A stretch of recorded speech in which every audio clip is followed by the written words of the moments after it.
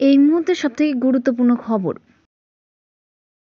হচ্ছে সেই বিষয়টাই কিন্তু সামনে আসছে এই নীতিশ কুমার ঘনিষ্ঠ একজন আমলার বাড়িতে ইডি ম্যারাথন তল্লাশি চালানোর পর, এবং এই যে আরজেডি যে প্রাক্তন এমএলএ অর্থাৎ গুলাব যাদব, সেই গুলাব যাদব এবং এই সঞ্জীব হান্সের বিরুদ্ধে কিন্তু গণধর্ষণেরও অভিযোগ আছে, এবং সেই অভিযোগ নিয়েও কিন্তু ইডি তার যে গুলাব যাদবের স্ত্রী, তার মেয়ে, তাকে জিজ্ঞাসাবাদ করে, এবং জমি সংক্রান্ত যে দুর্নীতি, সেই দুর্নীতি নিয়েও তাদের জিজ্ঞাসাবাদ করা হয়।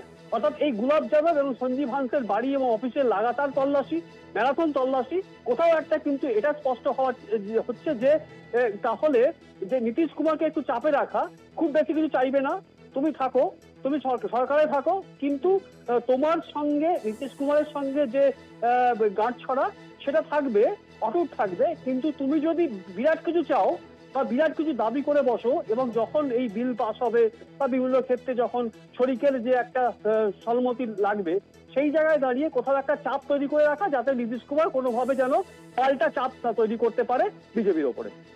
ধন্যবাদ। শক্তি দপ্তরের প্রিন্সিপাল সেক্রেটারি সঞ্জীব হান্স, প্রাক্তন আরজেডি বিধায়ক গুলাব যাদবের বাড়িতেও ইডির তল্লাশি। আয়ের সঙ্গে সঙ্গতিহীন সম্পত্তির অভিযোগ তোলা হচ্ছে তার বিরুদ্ধে। নীতিশ ঘনিষ্ঠ আমলার বাড়ি অফিসে ইডির তল্লাশি। শক্তি দপ্তরের প্রিন্সিপাল সেক্রেটারি সঞ্জীব হান্স, প্রাক্তন আরজেডি বিধায়ক গুলাব যাদবের বাড়িতেও ইডির তল্লাশি।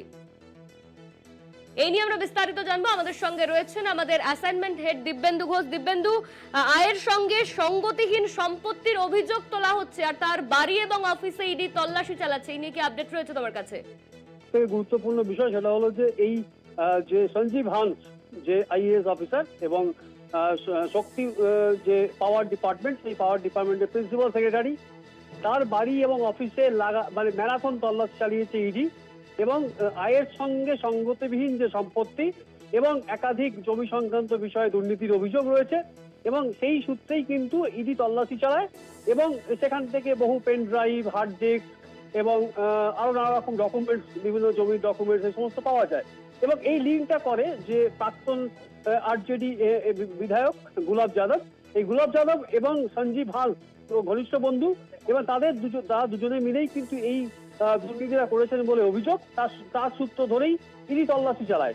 এবার এই সঞ্জীব হান্স, যিনি পাওয়ার ডিপার্টমেন্টের প্রিন্সিপাল সেক্রেটারি এবং নীতিশ কুমার, মুখ্যমন্ত্রী নীতিশ কুমার ঘনিষ্ঠ, এবং সব থেকে তাৎপর্যপূর্ণ এটাই যে নীতিশ কুমার ঘনিষ্ঠ একজন আমলার বাড়িতে ইডি তল্লাশি চালাচ্ছে।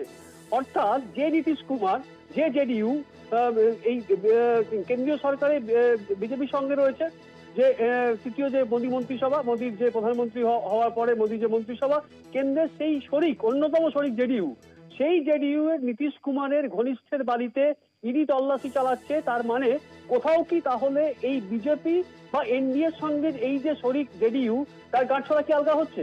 তাহলে জেডিইউ এর যে দাবি ছিল, একাধিক দাবি, সেই দাবিগুলো কিভাবে মানা হবে, তাকে কিভাবে সন্তুষ্ট রাখা হবে, তাকে তার যে বিহারের যে বিশেষ মর্যাদা, সেই মর্যাদাটা দেওয়া হবে কিনা?